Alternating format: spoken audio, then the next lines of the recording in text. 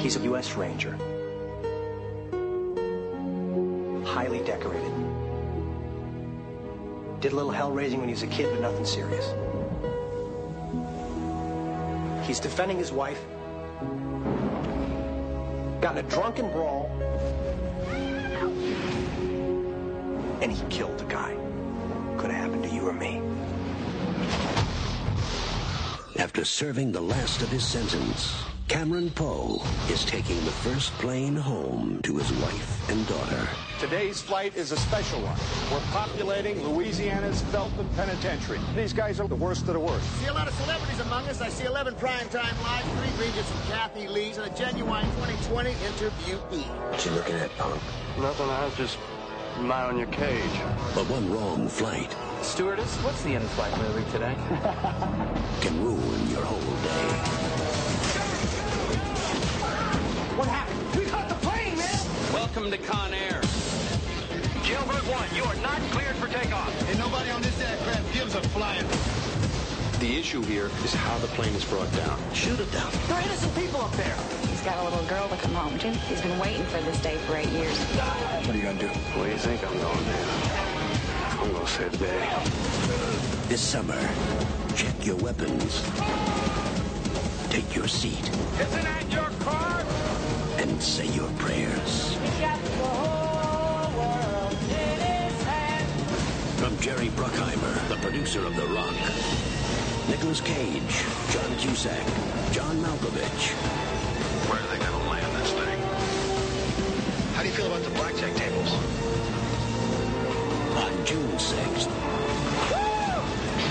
Buckle up.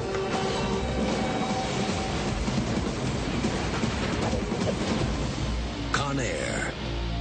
Directed by Simon West. Thank you, and have a pleasant flight. Hello and welcome to The Complete Works, an in-depth look into the career and filmography of Nicolas Cage. My name is Mike Smith, and joining me on this journey into the depths of true Cagedom is my friend, co-host, and fellow Cageaholic, Mike DeCriscio. How you doing today, Mike? Good. I think today is going to be another glorious episode where we get to talk about a Nick Cage movie that is actually very fond and dear to my heart. There we go. All right, the year was 1997. Nicolas Cage has fully cemented himself as a blockbuster action star with The Rock, right? But how to follow up such an insane, over-the-top action film concerning ex-cons and army rangers produced by Jerry Bruckheimer? Well, he could always make another insane, over-the-top action film concerning ex-cons and army rangers produced by Jerry Bruckheimer, and that is exactly what he did, Mike. Wow, I've never realized that, and this changes everything I thought about this movie.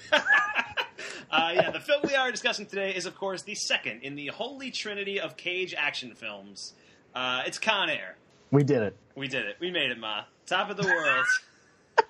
We're going to make that joke next episode again. Because we have finally made it. Yeah, and then we'll retire the joke entirely, along with this podcast, because we'll be done. I mean, pretty much. What's the point of continuing anymore? I mean, we'll continue, but we'll be sad about it. Yeah. we'll be actively angry while we're podcasting about the rest of these movies.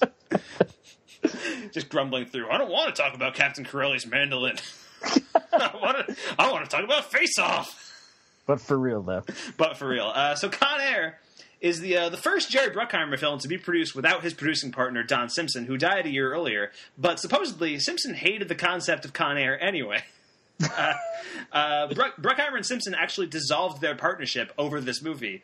Wow. This was like a year before Don Simpson died. So Bruckheimer actually went full steam ahead with this movie before Don Simpson had died. Got the green light for this movie in like 95 and just kept going. This film was the directorial debut of director Simon West, who hasn't really made a movie quite as good since. It would be hard to. That's true. In that respect, he's like a one-hit wonder of a director. Some of his other credits include Lara Croft Tomb Raider, When a Stranger Calls, the 2006 remake, The Mechanic, and The Expendables 2. Wow. Yeah. So, I mean, he's been working steadily on a lot of crappy action movies over the course of the last decade or so. And he also directed another Nicolas Cage film, 2012 Stolen, which is mostly known as the direct-to-DVD ripoff of Taken that Nicolas Cage starred in, which I actually own on DVD, funnily enough. I've never watched it, but I do own it. Well, in 3 years, when we get to that movie, I am so excited to bust out that DVD. Your investment would have been worth it.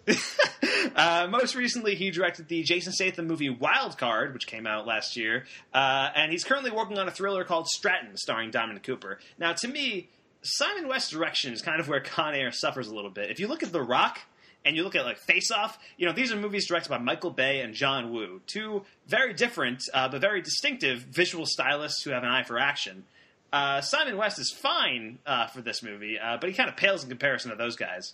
And I don't think he does that much to make Con Air stand out. The film mostly succeeds to me because Jerry Bruckheimer knows how to blow stuff up real good. And he really delivers with Con Air, I would say. Con Air was written by Scott Rosenberg, a writer who has since gone on to write another Cage Bruckheimer joint, Gone in 60 Seconds. Kangaroo Jack is another credit from the screenwriter, and the upcoming Jumanji remake. So we have. I mean, talk about pedigree, Mike. I mean, this is a dream it's Hollywood team. Royalty. But like The Rock, Con Air boasts an impressive array of actors, and I think that's really where this movie shines, is the charismatic performers that it's got on its side here. Of course, you've got Nicolas Cage as Cameron Poe, an ex-Army Ranger serving a jail sentence for accidentally killing a man. You've got his wife, Trisha Poe, played by Monica Potter from Parenthood. John Cusack plays Poe's ally, Vince Larkin, and Colm Meaney from Star Trek The Next Generation and Hell on Wheels plays Duncan Malloy, the pain-in-the-ass DEA agent who gets in Cusack's way at every turn.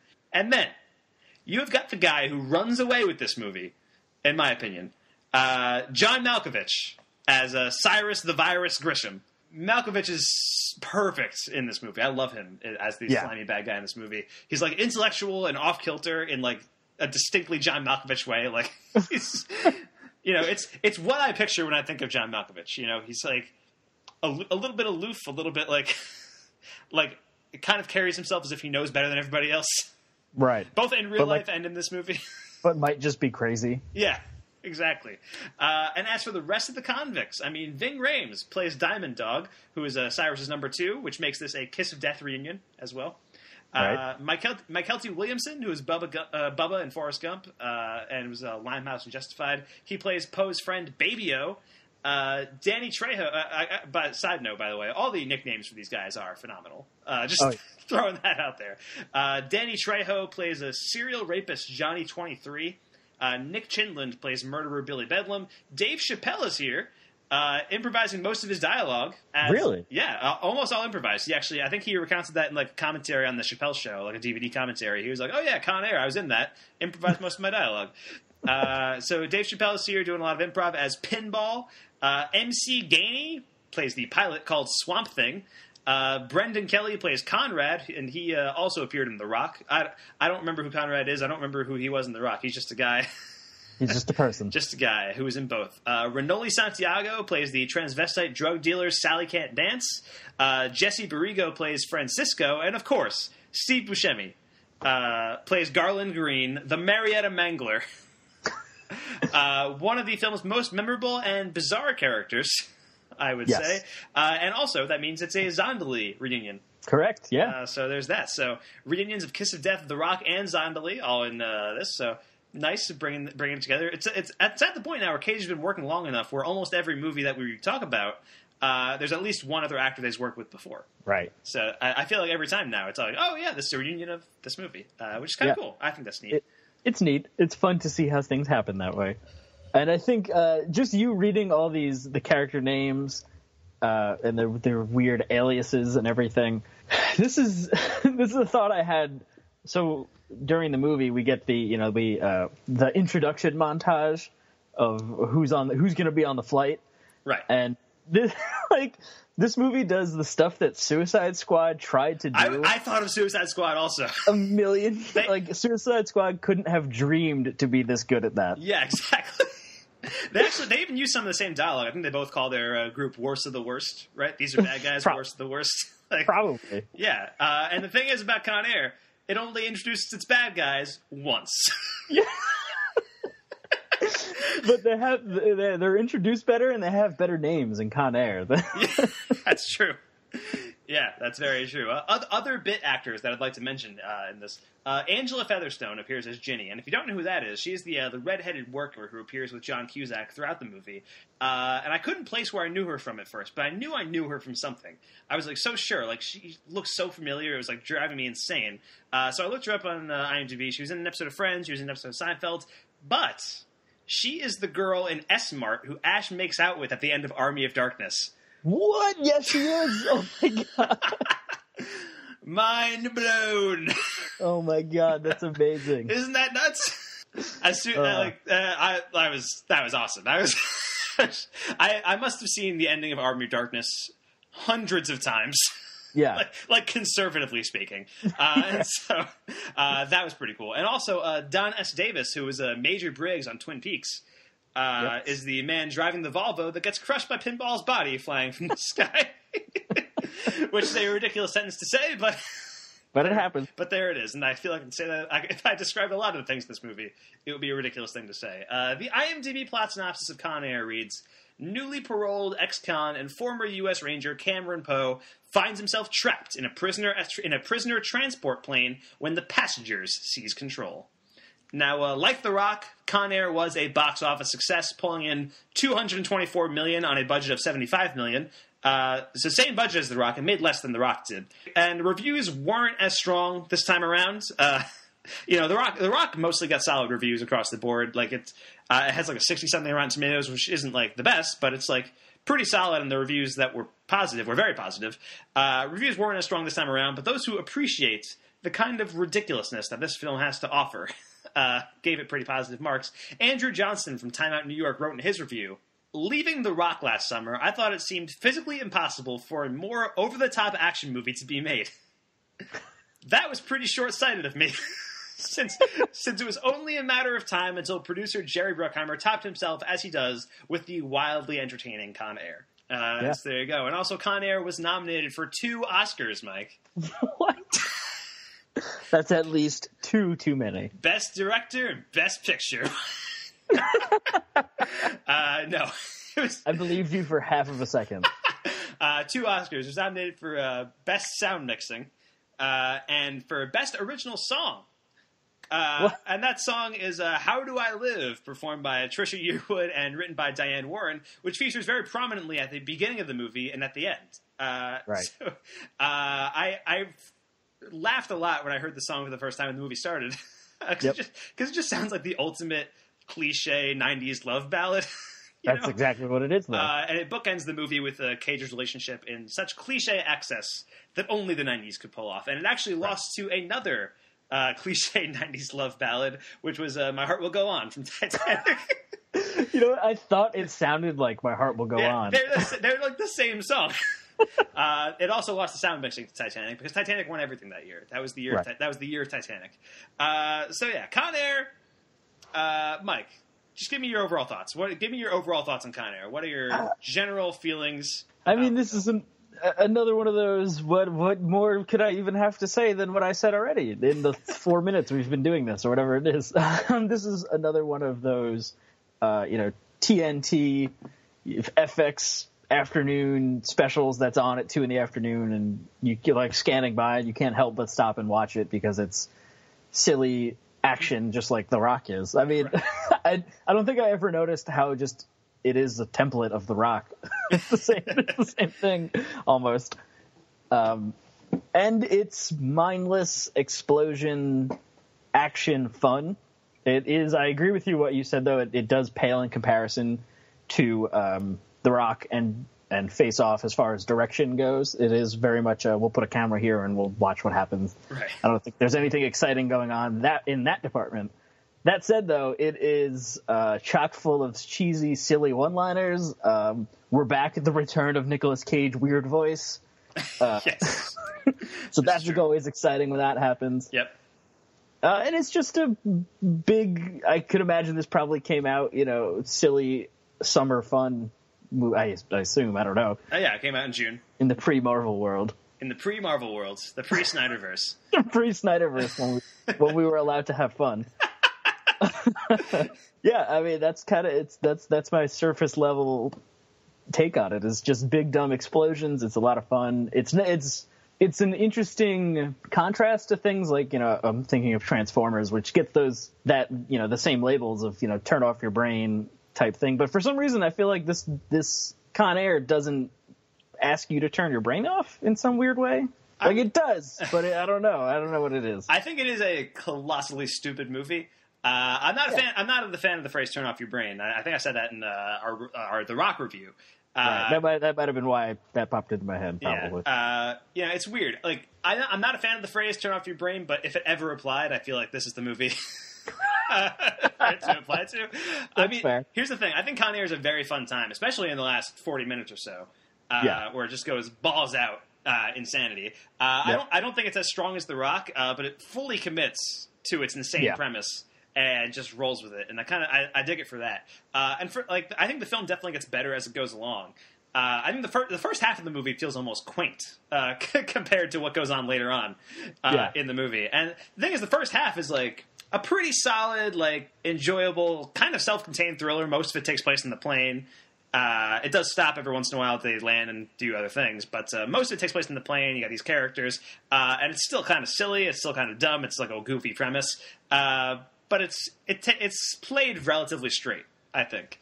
Right. And then they land the second time, and everything just goes out the window. It goes bananas. And yeah, like I said, Bruckheimer knows how to make stuff explode real good. Yeah. I don't think West adds much here as a visual stylist. What really makes this movie are the actors. Malkovich in particular is phenomenal. And I love Cage. I love Cage to death. He's great. But Malkovich, man, he steals this movie. He steals it completely. And he's great. But Cage is very good, too. Cusack is fun. Colm Meaney was a surprisingly great presence also.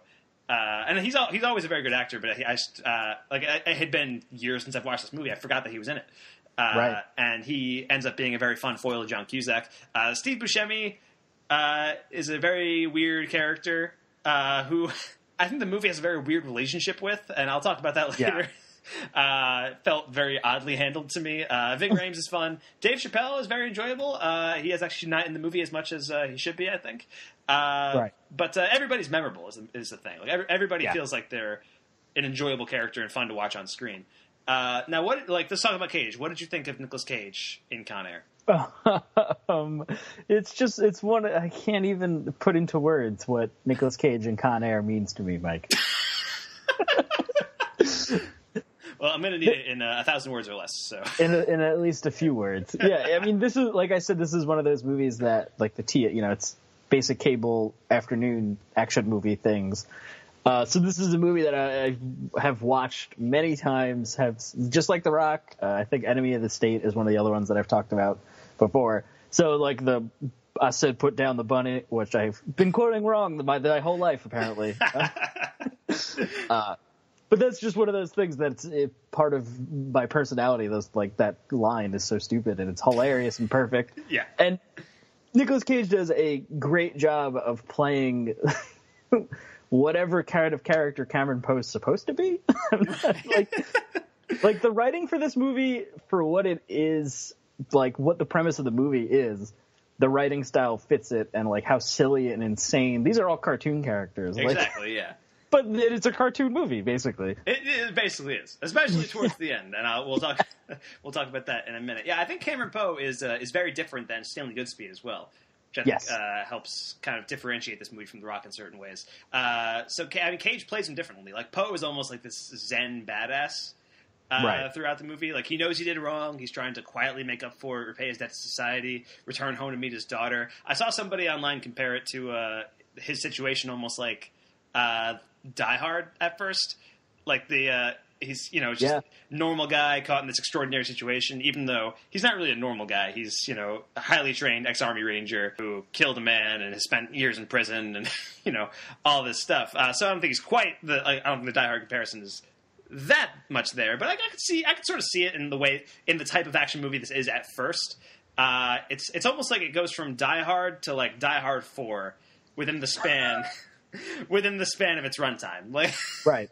I mean, in the first couple of minutes after he's sentenced to prison and he kills the guy, the judge at the military trials says, your body is a deadly weapon or something like that. Like you're a highly trained soldier, like you're a deadly weapon. So I mean that right off the bat, like we're shown what kind of person or what Cameron Poe's capable of as compared to what Stanley Goodspeed is shown to be. Right. Although even at the beginning of The Rock, we're shown that he's this quiet badass that doesn't know it. That's true as well. Yeah. But in this one, he knows it. Yeah, and Cage as an actor is known for going pretty over the top, and I feel like that would fit pretty well at home in this movie. But if anything, I think he underplays it for a lot of the runtime. Yes. He gets a lot of cool dialogue, he gets a lot of fight scenes, but he doesn't get the little like weird tinges of personality and wild line readings like Goodspeed did. Yeah. There's no Zeus's butthole line. In Con Air, as far as I can think of, right? Like, there's no like analog to that. Yeah, no, he's very much the straight-laced normal guy amidst the insanity of these 8 life prison sentence people. Like, right. There's no way he can live up to what they're doing. Yes, and especially not what Malkovich is doing in this movie. Yeah. And like you mentioned, Cage says he's a different voice in this movie. He has a southern accent. He's supposed to be from Alabama. He actually spent some time in Alabama before filming to perfect it, to perfect the accent. Perfect is a strong word. Well, it didn't. That was on the IMDb trivia page, and perfect is actually in quotation marks. Really? Yes. It's quite the accent that he's doing. You know? Certainly a unique one. It's not the first Southern accent that we've seen Cage do. He had an accent in Raising Arizona as well. Right. That was more of a Southwestern thing. It was a different kind of Southern accent that he was doing there. Did you think the accent fit the character? Did you think it worked? Did it distract you when he slipped in and out of the accent throughout the movie? I think any other movie and that accent ruins it. But this is Con Air. Like, it's like... Because it's this one. Yeah, because it's this silly, like, it's a cartoon, like I said, and cartoon characters usually have weird voices, and it fits for him. It fits for this movie. It serves as a way to differentiate him from all the craziness going on around him. However, like you said, it slips in and out as he yells or doesn't yell or all these weird things. But, it works for me. What about you? Yeah, I mean, I think it was solid. I enjoyed it. I'm a fan of Nicolas Cage doing weird voices, and this happened to be one. Yeah, and this delivers. Yeah, it delivers that for me. So how do you think this role fits into the roles that we've seen Nicolas Cage play thus far? I mean, I feel like it's like we were saying with The Rock, that this is part of the maybe potential end game for what for whatever Cage wanted to do at the time. Yeah, he has established himself as action hero leading man person. Right. And we're going to get more of it for a long time. I think Con Air kind of proved that The Rock wasn't just a fluke and that Cage could be like a viable action star. The next few years of his career would be kind of spent alternating between big blockbusters and smaller scale projects. He's got like Bringing Out the Dead coming up. He's got Adaptation coming up. I feel like I was going through his filmography as I want to do on occasion because we do this podcast. And we go over how many episodes we have. Yeah, exactly. But I think you can divide it into certain, you can kind of pinpoint certain areas of his career, and so I would say from like 95 up through like 2007, 2008, Cage is still starring in like major blockbusters, major blockbusters, like big movies, like oftentimes not great blockbusters, but still pretty big ones. And then you get to the 2010s, and that's really the deluge into direct-to-DVD, video on demand stuff. I don't know if you've seen some recent stuff that he's been doing. He's been picking up a lot of interesting projects.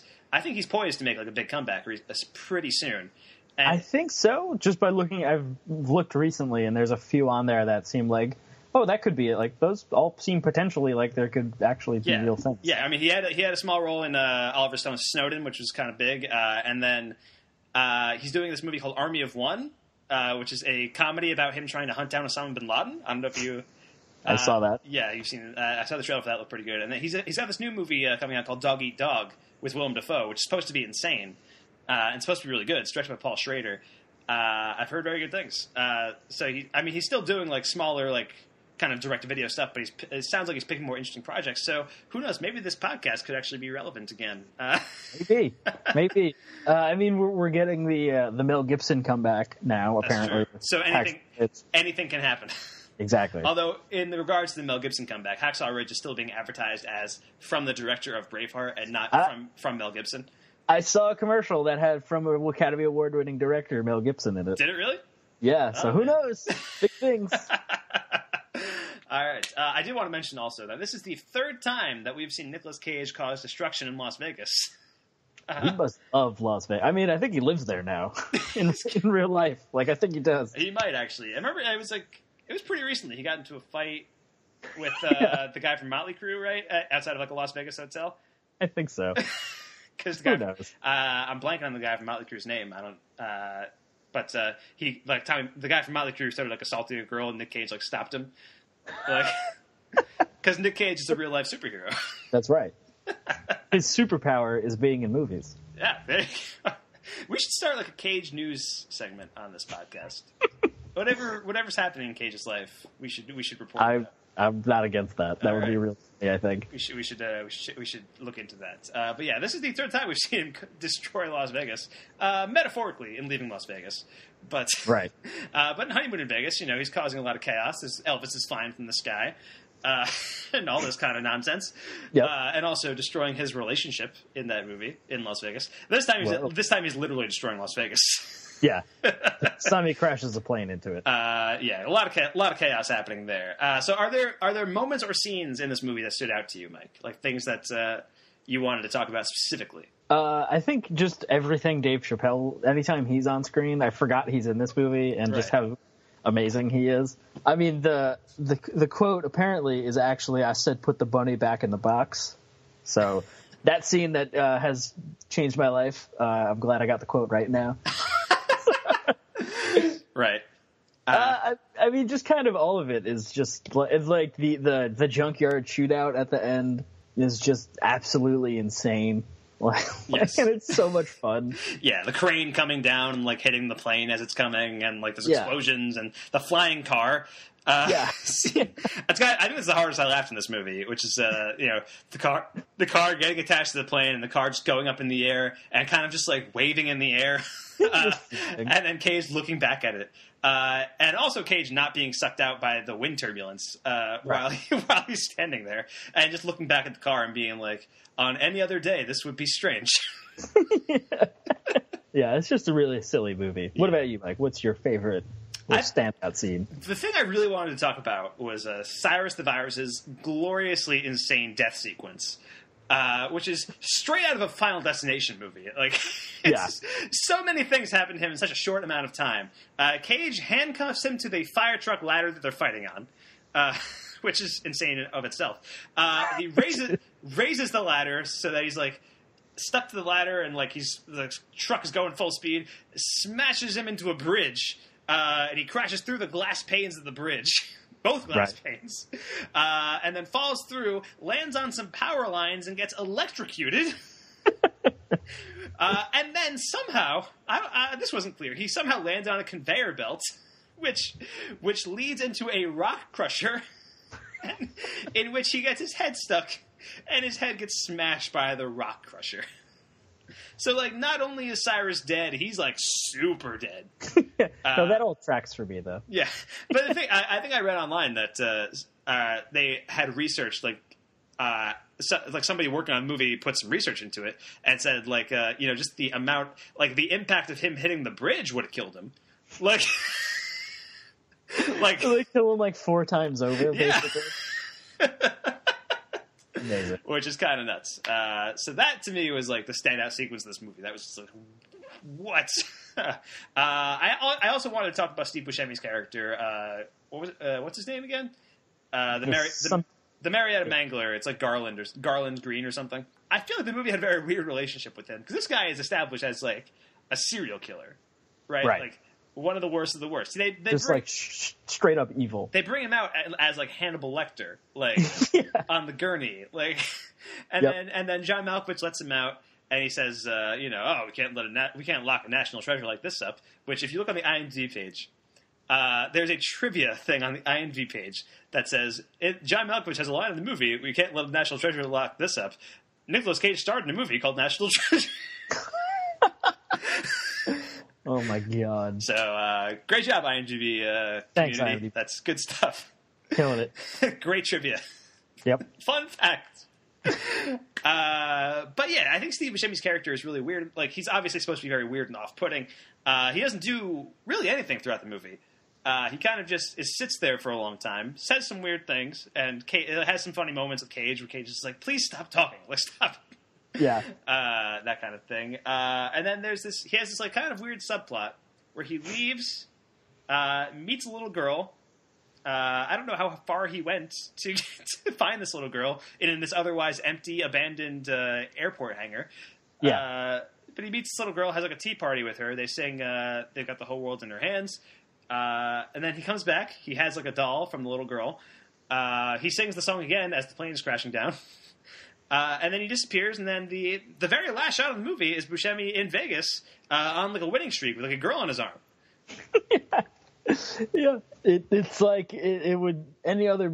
If this came out now, that's like the sequel setup. Like I don't, like it doesn't make any sense. I think it's just like this movie has a very weird amount of love for that character. Like this is a serial killer. Yeah, you know? He's given the chance. I don't remember specifically the dialogue, or I remember some of it, but he's kind of serves this like outside, like a voice for the whoever wrote the movie to comment on like the prison system in some weird way, like, but it doesn't go anywhere. I don't think, like, it's not effective. The entire time I kept expecting him to do something like awesome, like break out some action sequence. Like I felt like they were setting him up to kill John Malkovich, right? At some point, but there's nothing like that. He just kind of he doesn't do much throughout the movie. He's just kind of there, and it kind of made me like weirdly uncomfortable that the movie was like that much in love with this character. You know, this established serial killer. And it's kind of in love with all of its convict characters as well. Like, it paints them as ugly people, but, like, it wants us to like them and have fun watching them. And so it's, like, a little weird. Yeah, no, it's definitely pretty morbid in that regard, where, like, we're definitely supposed to sympathize with some of them, and it's weird. Yeah, I will say, I did write this down in my notes, most of this movie is just about one character needing an insulin shot. That's the entire plot for about an hour and a half of this movie. Yeah, you're not wrong. It's just Cage trying to get an insulin shot for Mike Kelty Williamson's character, which, you know, it's kind of, you know, the stakes are low, you know. For a while, they're pretty low. They're pretty low, and then suddenly they're in Vegas and everything's going to shit. But, like, you know.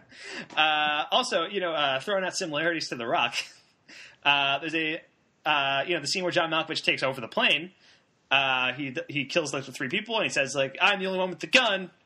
Welcome to Con Air," which is very similar to the scene where Sean Connery opens up Alcatraz for them and says, "Welcome to The Rock." Yeah, you're not wrong. So I'm really hoping next 2 weeks from now, John Travolta finds some kind of opportunity to say, "Welcome to Face Off."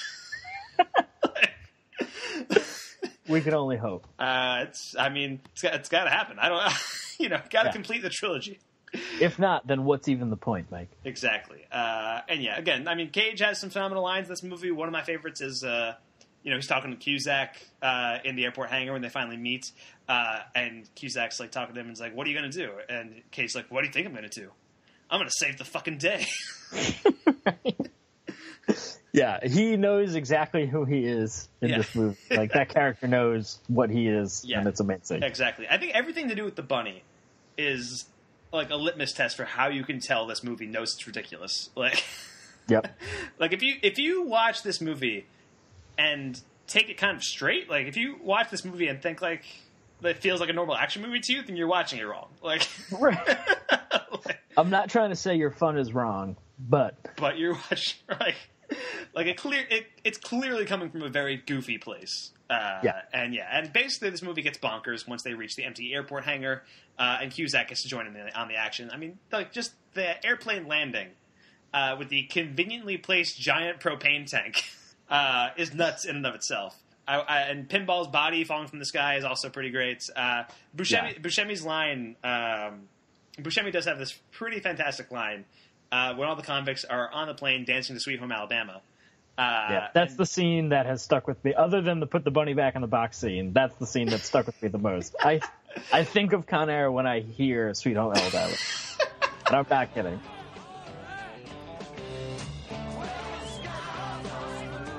Define irony. Bunch of idiots dancing on a plane to a song made famous by a band that died in a plane crash. So that was pretty great. I mean, are there any other choice lines for you in this movie? I do love, going back to the bunny, John Malkovich's line when he has the bunny, and he's holding the bunny at gunpoint. And he says, "Nobody move, or the bunny gets it." Yeah. My favorite, I think, is... one of my other favorites is after Pinball dies, and the police call the U.S. Marshals, calls John Cusack, and he's like, "What's that got to do with me?" And he's like, "It literally got your name written all over it." It's just so stupid. Yes. That's pretty great. And actually, I mean, I did want to mention Pinball's death felt very sudden to me. Like it seemed like was that clear to you that he had died before they showed his body? If I hadn't seen this movie, probably not. Okay. Because it feels like he gets a lot of character development. He gets a lot of stuff to do. And then they kill him off. And then he just kills he kind of dies off screen in a weird way. Yeah. It's kind of his body's it's kind of like brushed off. Like, oh, Pinball's dead now, and it's like, oh, all right. Yeah. That's a shame. I also love. There's a line. Somebody's talking to Cyrus. I forget who. But somebody says to Cy, it's like, "Cy," and Cyrus goes, "Anara," and shoots him. I think that's when he kills the convict who was trying to get away without everybody by himself. Right. And I think that's when he blows him up, right? Yeah. He throws a cigarette. Yes. Yeah. So, it's insane. It's so dumb. It's that kind of movie, It's so it's totally silly. It's totally nuts. But yeah, I very much enjoyed watching Con Air. It's super dumb. It's just super dumb. But it's a good time. It's a really enjoyable time, especially if you love action movies. And we do. So it works out for us. I don't think it's as good as The Rock. And I haven't watched Face Off in a very long time either. But I don't think it's as good as Face Off. But we'll find out. But it is one of the core Nick Cage action trilogy movies, and so we have to give it respect for that, for giving us Con Air. And it is it's a cult classic today. People love Con Air. It's kind of not a respected movie, but it's a movie that people really dig. People still talk about it. I would say 40% of Nicolas Cage gifs are Con Air gifs. I'll be honest though, watching this movie and that scene when he steps off the bus and his hair blows in the wind, Kat was just like, it's the best gif of all time. It is. It's all purpose. Good for any occasion. I'm also a big fan of Nick Cage giving his little wink to this camera as well. It's pretty nice. And there's just so much silly good stuff in this movie. It's a fun time to watch. If you haven't watched it, give it a shot, especially if you've watched The Rock and like The Rock. Yeah. It's very much in the same mold. And it doesn't have I don't think it has the character development of The Rock, which I think is part of what brings it down a little bit. Because The Rock is mostly just centered on Cage, Connery, and Harris. And all those characters are pretty well developed throughout that movie. This one is bare bones, basics. These are the characters, deal with it. And that provides its own kind of fun as well. But yeah, so Con Air, you're a fan, Mike? Oh, yeah, absolutely. All right. Is there anything else you want to talk about before we move on to Netflix reviews? No, I think it's Netflix review time. I got to see what these people have to say. All right. I hope our old friend is there, too. You're going to be waiting. I couldn't find... I mean, I did put these ones together pretty quickly. So, okay, fair enough. But in any case, here's the Netflix reviews for Con Air. Most of them are bad reviews. I will throw that out there. All right, here's a 1-star review of Con Air. This is literally one of the worst movies ever. Nicolas Cage is one of the worst actors in history, leaving Las Vegas excluded. There is not a single believable or realistic aspect of the plot.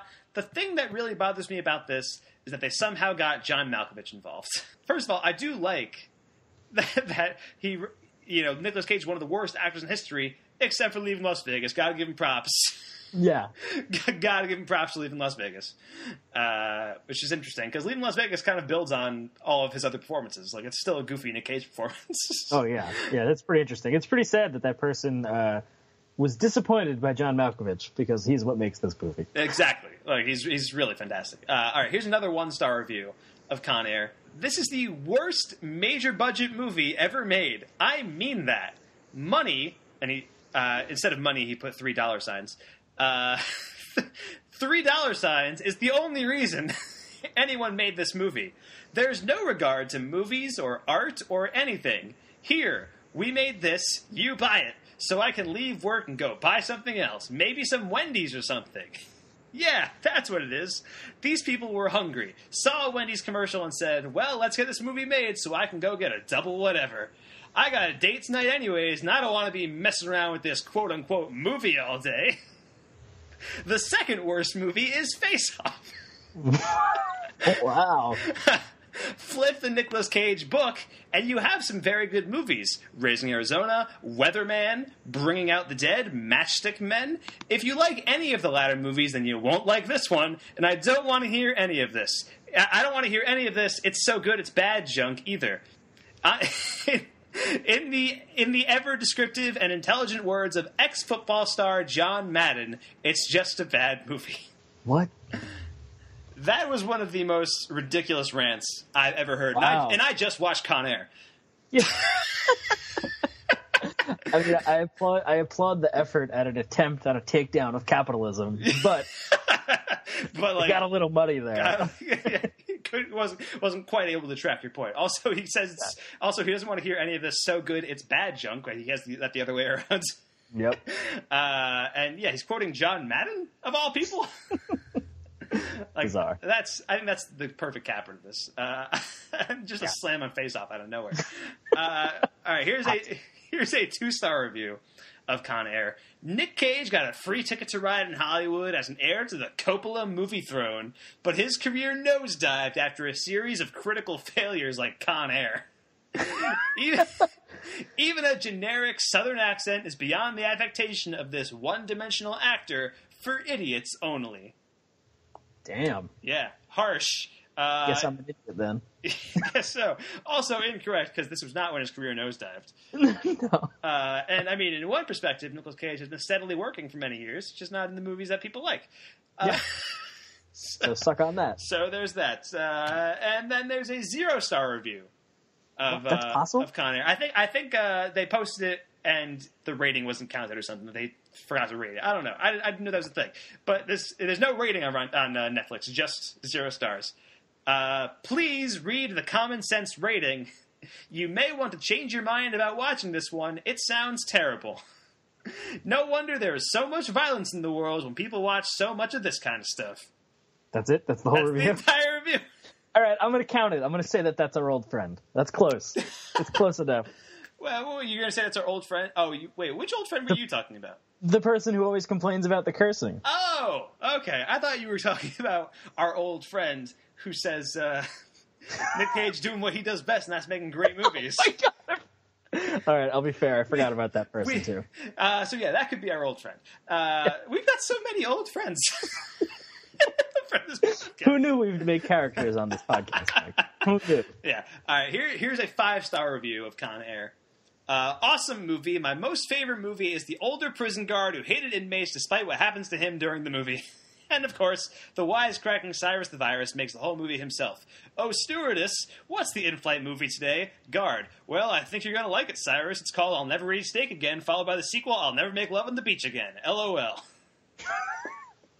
That person gets it. That guy gets it. Yeah. Good line, also, by the way. It is. Very witty comeback from that guard. Yep. Almost like a writer thought that up. How dare it? Yeah, it's almost like he had someone write it for him. And finally, here's the one last one. It's a 5-star review of Con Air. To a person like me who lost 2 kids when this guy met his family, to me, it was the most touching moment and reminded me of all tragedies I went through. This movie is among my favorites. So Con Air can be all things to all people. Yeah. Is what I'm saying. That's the real takeaway. Everyone comes at stuff with their own experiences. Yeah, it's an emotional experience, Con Air. The movie where John Malkovich holds a bunny at gunpoint. Yeah. It's a very important bunny. It is a very important bunny. It has to be for Nick Cage's daughter. She almost refuses the bunny at the end, Mike. It was so heartbreaking. Oh, I know. They twisted the knife. Man. But then she takes it. And it's nice. And then the song kicks in. Yep. And we roll, and then we see Steve Buscemi rolling dice at the casino, possibly getting rich and possibly getting laid, and then the movie ends. Oscar. Directed by Simon West. Nominated for 2 Oscars. Oh, man. What a crazy world. Man. What a world we live in that allows Con Air to exist. But I'm glad it does. It's a fun time. Me too. Yeah, so Con Air, both fans, good stuff. Mike, where can we find you online this week? You can find me at twitter.com/mdfilmblog.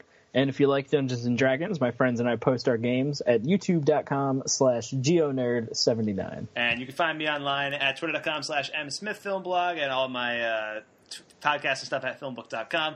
Thank you for listening so much to The Complete Works. I'm Mike Smith. That's Mike DeCriscio. If you're listening to this review via our podcast on iTunes, please subscribe to the podcast, rate it, and take a moment to give us a review. Help support this podcast and FilmBook by taking part in our Patreon campaign. You can find our Patreon campaign page at patreon.com/filmbook.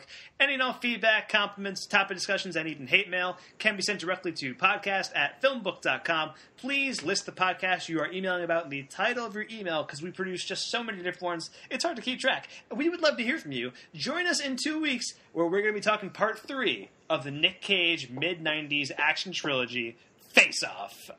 So that'll be exciting. That'll be really cool. Yeah. The big John Woo extravaganza. It has a 92% on Rotten Tomatoes. Holy shit. Which, The Rock had about a 60-something. This movie had a 50-something.